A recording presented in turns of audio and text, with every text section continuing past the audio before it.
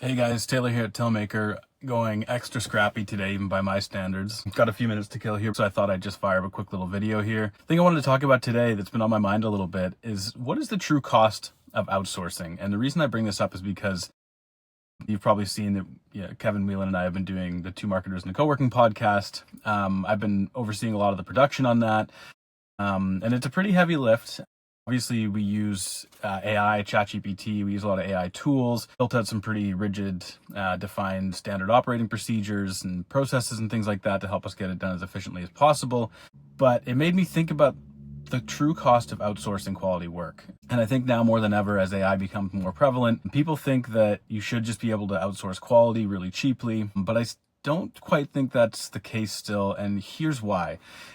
Even with all these SOPs that we've built, and even with the processes, and even with the content that we record, this isn't a revenue driver for us. It's something that we're doing to share insights and share knowledge with people in the industry, so we're not making money from it. So with client work, I have a team of contractors. We'll outsource things to them based on, the processes that we build out for those client accounts. But when it's something that I'm doing myself or that we're doing ourselves, anything that we spend to get the work done is out of pocket. We're not making money from the podcast to pay for the outsourcing of that. And it made me think, with the content that we're doing, even with all the frameworks that we have in place, there's still a level of quality, still a level of expertise that needs to go into these things to make sure that you're getting the tone right, make sure that, the social captions that we do are reflecting the quality of, the standard that we like to live up to, the tone of Kevin and I and how we speak and how we think and what's authentic to us. And so with that being said, even if I wanted to outsource some of this production to somebody else to help us, take a little bit of legwork off of our plates, I still don't think it would be a cheap thing to do. This isn't something that I could probably outsource to somebody on Fiverr and say, hey, here, follow this standard operating procedure that we've created. Make sure that you're abiding by our tone, because it still has to be someone who's relatively proficient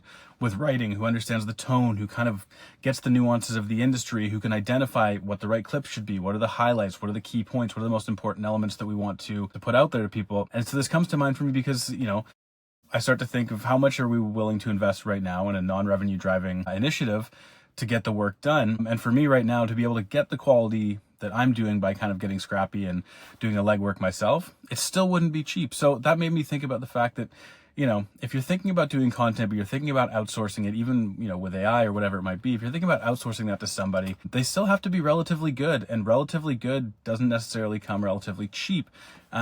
That was just a thought that I wanted to share. And as far as, what's the value of the work, right? You can have all the ideas, you can have all the systems, you can have all the tools, but with AI, as I've talked about it a lot before, you still need to know what good looks like. You still need to understand what makes quality work. And you can't get that kind of expertise cheaply necessarily. You can definitely cut back on your costs and your time, but it's not necessarily something that you should expect to be able to do for next to nothing. It's not something that I expect to be able to do for next to nothing for the podcast.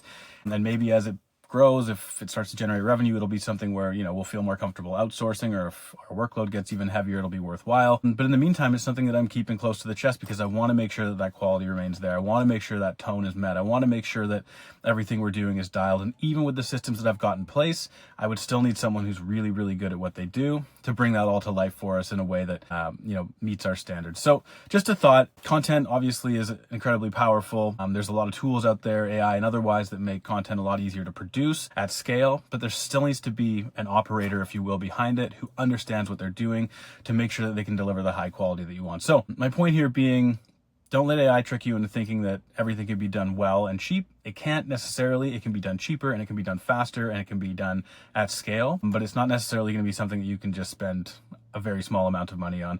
If you're trying to do content, be prepared to invest a little bit in it. Don't think that it's going to be something that can just be done for a couple of bucks here and there. If you really want it done well, it's still something you have to invest in. It's still something that we're going to need to invest in. And that's something that I've been mulling over the last couple of months since we've been doing this. So just my quick little ramble here. I'll turn this into a blog post, an email, and all those various distribution elements that I've talked about before, but just wanted to share my 2 cents there. Anyway, this office is opening, so I got to jet. Thanks for listening.